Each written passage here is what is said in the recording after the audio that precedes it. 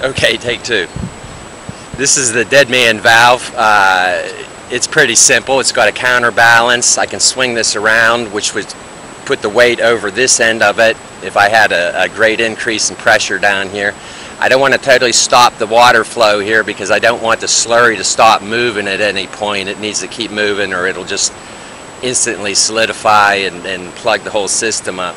You can mess around with it and balance it pretty well. There's a lot of commotion when you have a full stream of water running there. And it's that easy to adjust. Now that this is rolled forward, this weight has come forward, is closer to the pivot point. There's actually some, I don't know, probably 40, well, I'd just totally be guessing. There's a certain amount of pressure on here.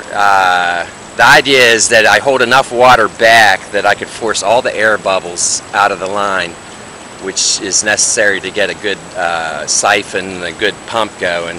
And then once I achieve that point and the big pump primes and it's shooting a high volume of water, this swings up, then takes the load off it so it can basically stay open with any, because I don't want to restrict it at all, but any time that the water slows enough, it should close down and then just let enough water to maintain a flow through there.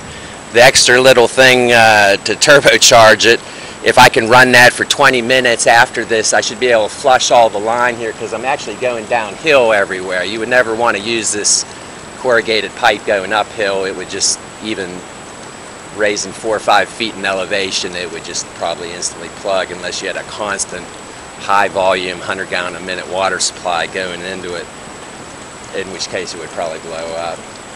It might blow up anyways, but I had to try it. When it's clean, it's lightweight, it's easy to move. I can roll it up, throw it in a corner. It's cheap compared to, you know, 100-foot of fire hose, or because I wouldn't want to use the collapsible stuff. I'd need this thick wall stuff. That's about 10 bucks a foot. So this is a hobby gone bad. I'm going to go turn on the prime. You'll see this increases the water flow through here. I'm not going to bother moving the camera, but I'll get a little drip of water through the check valve. The water backs up enough that it forces the air to the highest point in the line, and we're now going about 150 feet. At the very top of there is the check valve going out, which bleeds the air out. I noticed that when it's trying to prime, the water levels would go back and forth kind of like a Teeter Totter, and what that little air valve does is it just lets it dump that pressure instantly, and that all that motion of the air moving, you just basically get it move up on one side with the air out, and then it goes like this, and that's much more efficient than doing this for 90 seconds or whatever, 9 minutes, trying to get the thing primed. Well, I'm in bad form. I don't think I could read a teleprompter though.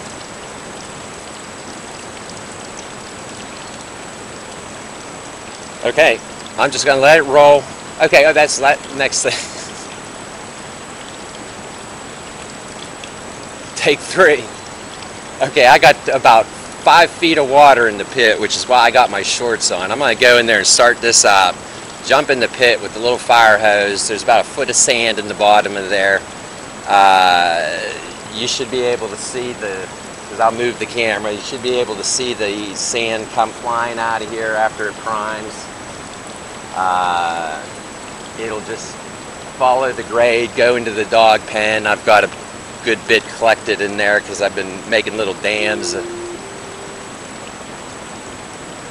My doorbell works back here, by the way, which is what that is. So first I'm going to go answer the door, then move out the camera and prime the system and do one more video.